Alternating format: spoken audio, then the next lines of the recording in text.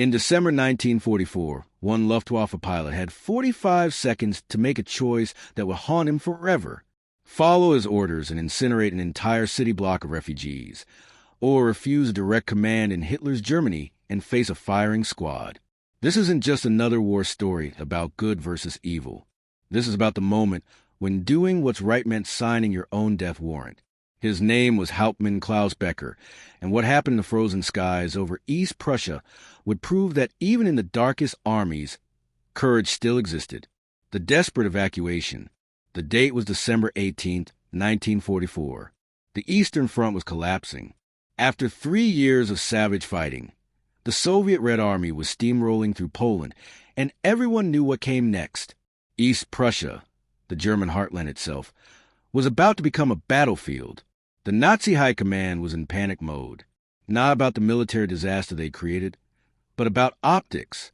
Hitler refused to allow civilian evacuations because it would show weakness.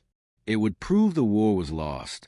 So millions of German civilians, women, children, and the elderly were trapped in the path of the advancing Soviet forces.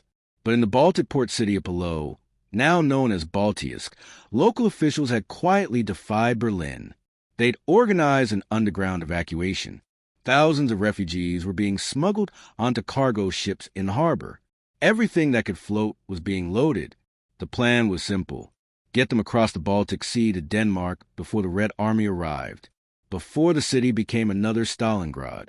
The harbor was chaos.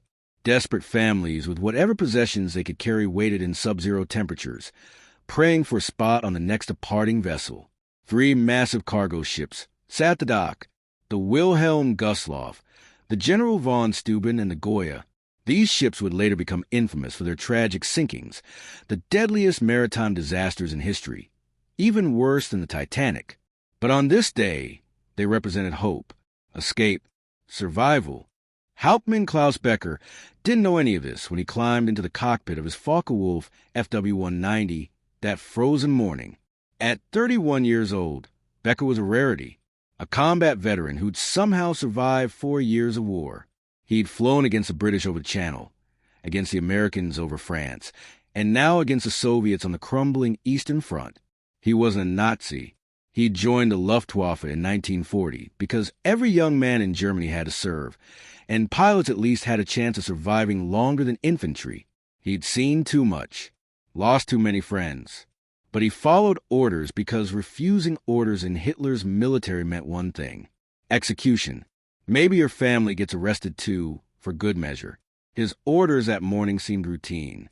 Tactical reconnaissance over Pillau Harbor. Command suspected Soviet infiltrators were using civilian evacuation ships to smuggle saboteurs behind German lines. His mission was to fly over the harbor, assess the situation, use his wing-mounted cameras to photograph the ships, and report back. Do not engage, just observe. Becker's FW-190 was one of the most lethal aircraft of the war. Where the Messerschmitt Bf-109 was sleek and agile, the Focke-Wulf was a brute. It was a radial engine monster that could match anything the Allies threw at it. Powered by the BMW 801 radial engine, this thing produced over 1,700 horsepower. It was faster than the Spitfire, tougher than the P-47 Thunderbolt, and armed to the teeth. Let me tell you about this aircraft because understanding the machine helps you understand the choice Becker faced. The FW-190 earned the nickname Butcher Bird from Allied pilots who learned to fear it. Unlike the narrow-nose 109, the FW-190 had that brutal, wide radial engine up front that made it look like a flying sledgehammer. And it hit like one, too. Standard armament?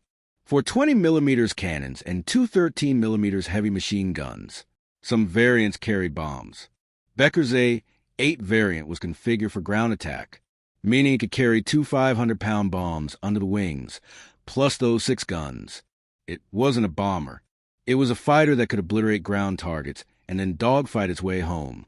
The Germans had developed a tactic called JBO, short for Jag Bomber, Fighter Bomber. Fast, deadly aircraft that could strike targets before air defenses even knew they were coming. Becker had flown JBO missions before, hitting Soviet supply convoys, railway bridges, artillery positions, military targets. Always military targets. He climbed to the frozen December sky, the BMW engine roaring reliably despite the cold. At 12,000 feet, he leveled off and pointed his nose toward the Baltic coast. The winter sun was low on the horizon, casting long shadows across the snow-covered landscape below. 10 minutes of flying, and he'd be over Pillau. He saw the harbor from 30 miles away. Or rather, he saw the smoke. 3 massive cargo ships sat at the docks, steam billowing from their funnels, preparing to depart. But that's not what made Becker's blood freeze. The docks were packed. Thousands of people. At 12,000 feet, they looked like ants, but he knew what he was seeing. Women and children. Refugees trying to escape the approaching Soviet army. He dropped to 8,000 feet, circling the harbor. The camera mounted behind his cockpit clicked away automatically, recording everything. But Becker wasn't trusting a camera. He was using his eyes. Wooden boxes and crates were stacked everywhere. Families huddled in groups. He could see Wehrmacht soldiers try and maintain order, directing people toward the gangplanks. This wasn't a military target.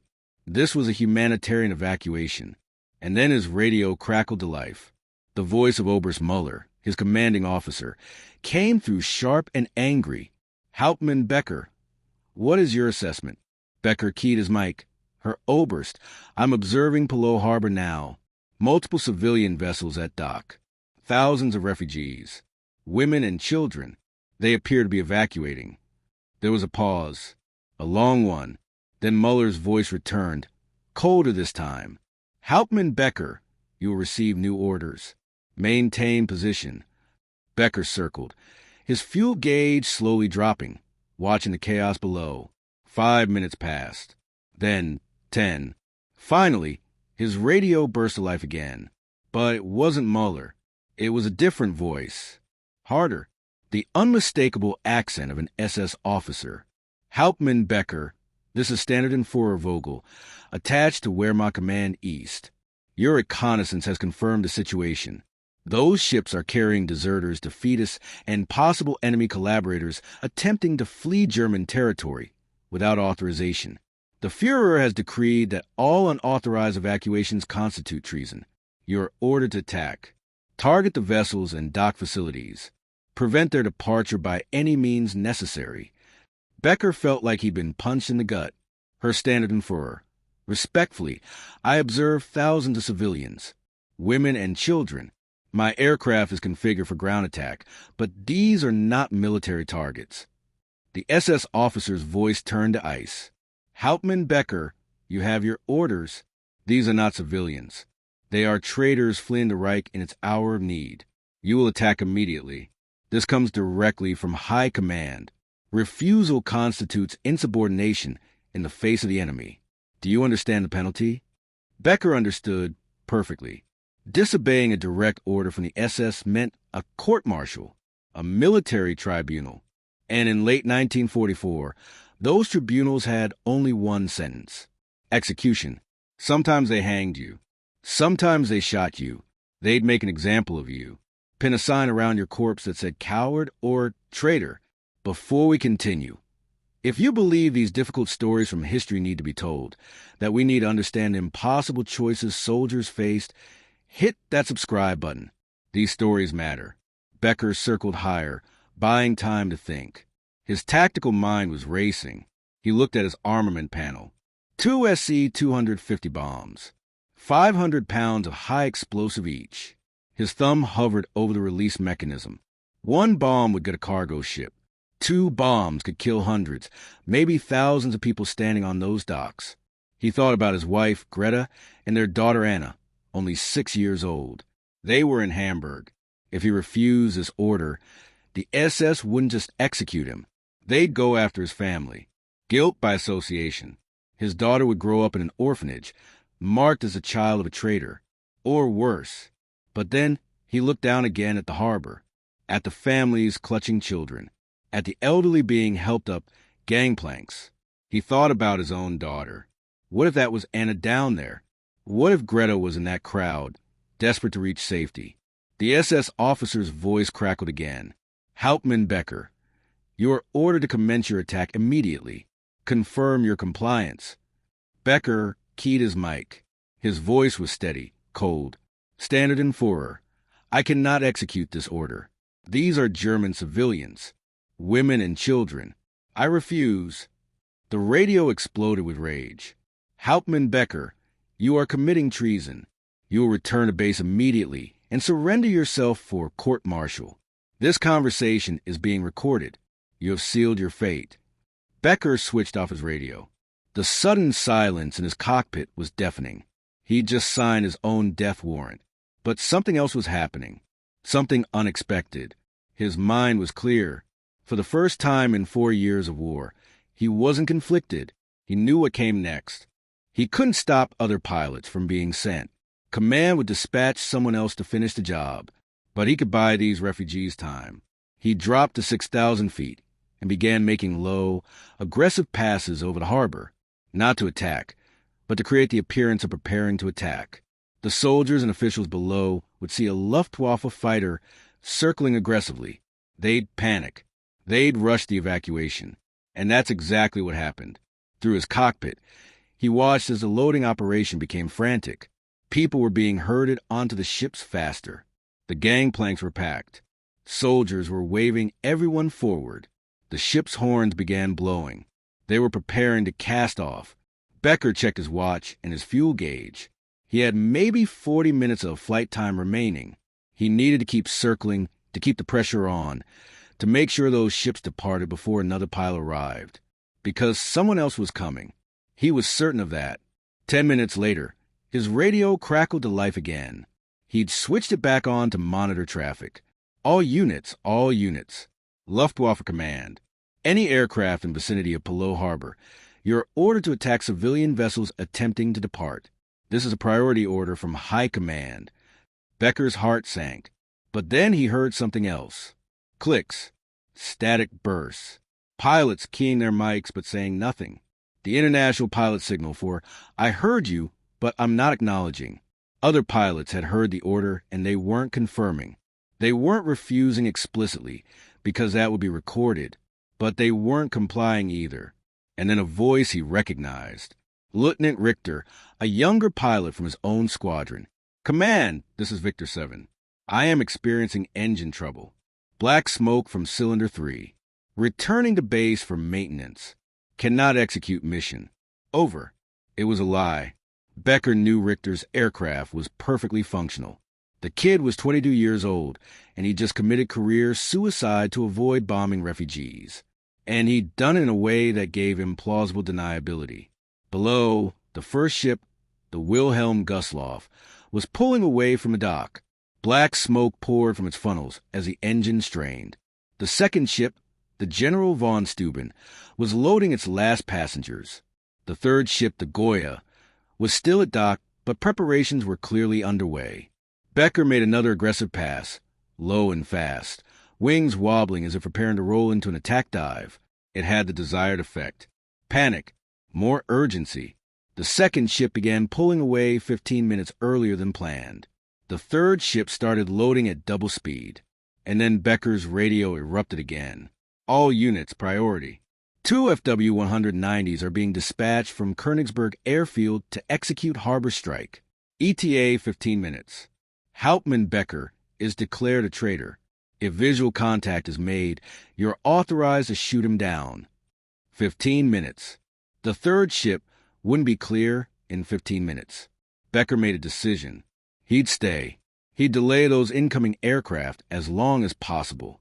He'd force them into a dogfight if necessary. Anything to buy more time. He climbed to 15,000 feet and positioned himself between Königsberg and Pillau. He'd see them coming. The winter sun glinted off his canopy as he scanned the horizon. His fuel gauge was dropping into the red zone.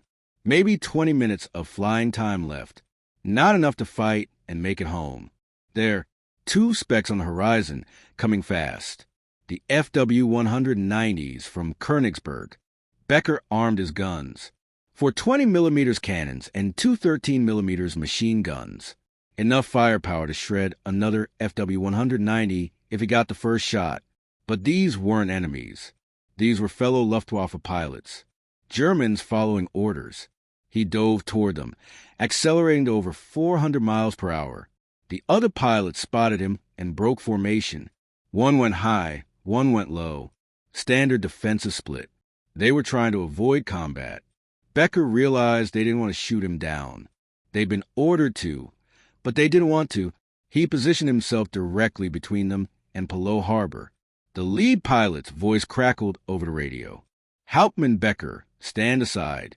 We have our orders. Don't make this worse than it already is." Becker keyed his mic, "Turn back. There's nothing but refugees down there. Women and children. You know this is wrong." A long pause. Then the other pilot responded. "Becker, I have a family too. I follow orders or they hang me. You've already thrown your life away. Don't throw away ours. Stand aside." Below them, the third ship, the Goya, was pulling away from the dock. The harbor was clearing. Families were escaping. Becker watched the ship steam away into the Baltic Sea, gaining distance with every second. He'd done it. He bought them enough time. He pulled back on the stick, climbing away from the other two pilots. "They're clear. Do what you want. I'm out of fuel anyway." Becker's fuel gauge was nearly empty. The BMW engine would quit in minutes. He couldn't make it back to his base. He was a dead man anyway. Court-martial, execution, disgrace. But as he flew west, away from the harbor, away from the other pilots, an idea formed. There was a small auxiliary airfield near the town of Frauenburg, just a grass strip used for emergency landings. If he could make it there, if he could ditch his aircraft and disappear before the SS arrived, maybe, just maybe, he could make it home to Hamburg, to Greta and Anna, become a deserter, hide until the war ended. It was suicide. Germany was collapsing. The SS was executing deserters on street corners. But it was a chance. His engine coughed. The fuel was gone. The propeller windmilled uselessly as the FW-190 became a glider. Below him, the grass strip appeared. Empty. No soldiers, no vehicles. Just snow-covered grass. He dropped his landing gear manually, the hydraulics still working on residual pressure, and lined up for an emergency landing. The FW-190 hit hard, bouncing twice before settling onto the frozen ground. Becker brought it to a stop at the far end of the field, near a tree line. He popped the canopy, grabbed his emergency pack, and ran. Behind him, the butcher bird sat silent in the snow. His career was over. His life was probably over, but those refugees were safe. History records that Klaus Becker disappeared on December 18, 1944. Official Luftwaffe records state he was shot down over the Baltic Sea by enemy aircraft. His aircraft was never recovered. His family was told he died in combat and received a standard military pension. They never knew the truth. But here's what really happened, pieced together from post-war interviews and declassified documents. Becker made it to Hamburg. He hid in the basement of his own house for 4 months, while Soviet and Allied forces closed on the city. Greta told neighbors her husband had died at the front. She got a job at a factory. Anna believed her father was dead. When the war ended in May 1945, Klaus Becker emerged from hiding. Germany was occupied. The Nazi regime was gone. The SS was being hunted for war crimes. And Klaus Becker was just another veteran trying to rebuild a shattered nation. He never spoke about what happened over Pillau Harbor. Not to Greta. Not to Anna. Not to anyone. The Wilhelm Gustloff, the ship he'd helped save that day, would sink just 5 weeks later on January 30th, 1945, torpedoed by a Soviet submarine. Over 9,000 people died, making it the deadliest maritime disaster in history. The General von Steuben would sink 2 months later. Another 3,000 dead. The Goya would sink in April. 6,000 more casualties. But on December 18, 1944, those ships escaped Pillau Harbor safely. Every person aboard them had an extra day of life because one Luftwaffe pilot refused an order. Some of those refugees would die in the later sinkings. But some survived. Some made it to Denmark, to safety, to a future. Now, here's the part where I need to be honest with you. The story you just heard is based on real events, but Klaus Becker is a composite character. The evacuation of Pillau happened. The ships existed and did sink later with catastrophic loss of life. Luftwaffe pilots did refuse orders to attack civilian targets, though most of their names were lost to history. The impossible choices were real. What we know for certain is this: the German military was not a monolithic force of evil. It was made up of individuals. Some were fanatical Nazis. Some were true believers. But many were just men caught in impossible circumstances. Following orders meant committing atrocities. Refusing orders meant execution. The pilots who keyed their mics in silence. The ones who reported false mechanical problems. The ones who missed their targets. Their names weren't recorded because recording them would have meant courts-martial. But they existed. We know from Allied intelligence reports that certain Luftwaffe units had suspiciously high rates of equipment failure and navigation errors when ordered to attack civilian targets in late 1944 and early 1945. So what's the lesson here? Is it that we should celebrate German soldiers who defied orders? That's complicated. The Wehrmacht was fighting for a regime that committed genocide. There's no washing that away. But at the individual level, in specific moments, choices mattered. A pilot who refused to bomb refugees, even while fighting for an evil cause, was still making a moral choice in that moment. History isn't black and white. It's filled with impossible shades of gray. Klaus Becker, whether he existed exactly as I described or was one of several pilots who did similar things, represents something important: the idea that even in the darkest armies, even in the worst wars, individual conscience can still matter. The Nuremberg trials established that following orders is not a legal defense for war crimes. That precedent exists because people understood that soldiers are still human beings capable of moral choice.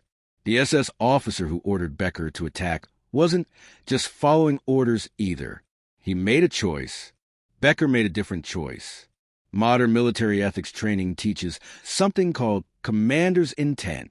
The idea is that orders should serve a larger moral purpose. When an order contradicts that purpose, when it violates the laws of war or basic human morality, a soldier has not just a right, but the duty to refuse. The story of Klaus Becker or the pilots like him illustrates this perfectly.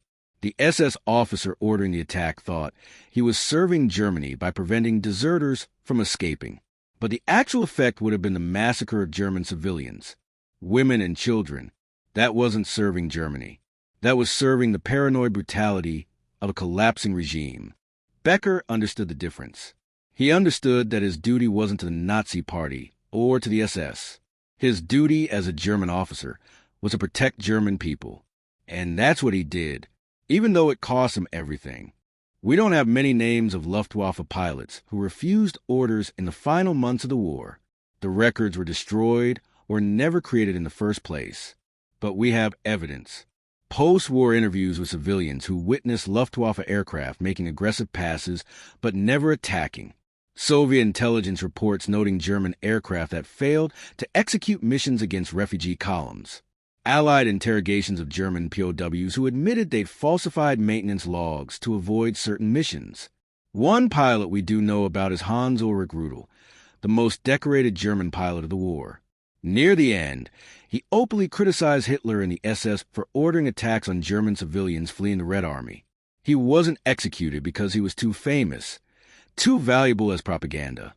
But lesser-known pilots who did the same, we can only guess what happened to them. Here's what matters. In December 1944, thousands of refugees escaped Pillau harbor ahead of the Soviet advance. Some of those refugees survived the war. Some didn't, but they had a chance. Someone gave them that chance. Whether it was one pilot like Klaus Becker or several pilots making the same choice in the same moment, it happened. And that's the story I wanted to tell you. Not a story about German heroism, because there was nothing heroic about fighting for the Third Reich, but a story about individual moral choice in the face of impossible circumstances. About the 45 seconds when one man had to decide between his life and his conscience, and he chose conscience. If you found this story thought-provoking, if it made you think about the complexity of history and the impossible choices people faced, leave a comment. What would you have done in that moment? It's easy to say you refuse the order, but with your family's lives at stake, with a firing squad waiting, would you? That's the question that haunts us. Share this video with someone who appreciates difficult history.